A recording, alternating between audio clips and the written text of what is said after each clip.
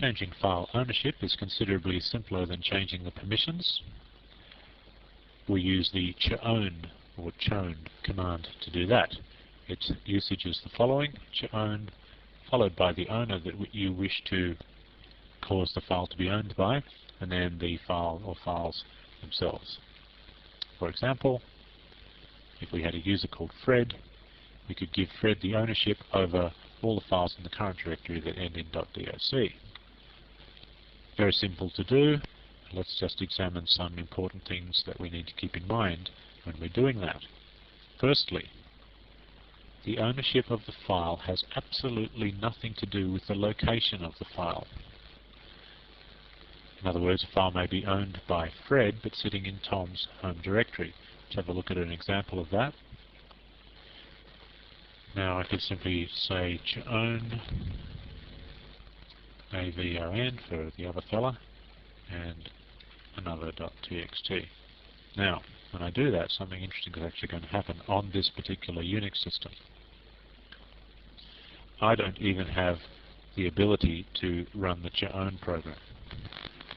My internet service provider has taken away that permission from all its subscribers.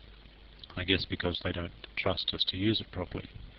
So, I'm sorry, but we're just going to have to pretend what would have happened. The another.txt file, which is here, this mvirtue right here, would go to Avon. So this file would be considered to be owned then by Avon. However, it's still sitting in my directory. So if I didn't know any better, I might come along here and try and modify the file. Now the file's read-only, so I can't modify it. And I might jump up and down and say, well, how come I can't modify the file when it's sitting in my own directory? And the reason is, well, it's owned by Avon, and it is read-only. It's just very important to understand that simply because a file is sitting in a particular directory doesn't mean that the person who owns that directory has any particular privileges over that file. Another thing to keep in mind is you can't do any of this stuff to any file that you don't own. So you can't change the ownership of any file that you don't own. You can't change the permissions on any file that you don't own, and you can't change the group on any file that you don't own.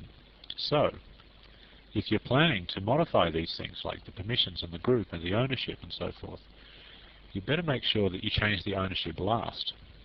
Because if you change the ownership first and then you go and try and change the permissions, you'll find that you can't, because you don't own the file.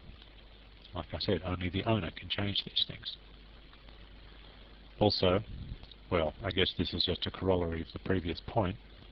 If you change the ownership of a file, you can't change it back. You have to contact the other user and get them to change it back for you. Unless, of course, you happen to know their username and password. Sadly, I'm going to be unable to demonstrate such things because I can't run the chown program. But anyway, feel free to use the chown program on your own system, bearing in mind that you might want to do it on a file that you don't care about, because once you've changed the ownership of it, you won't be able to change it back, and you may not then be able to do things that you would normally want to do to it.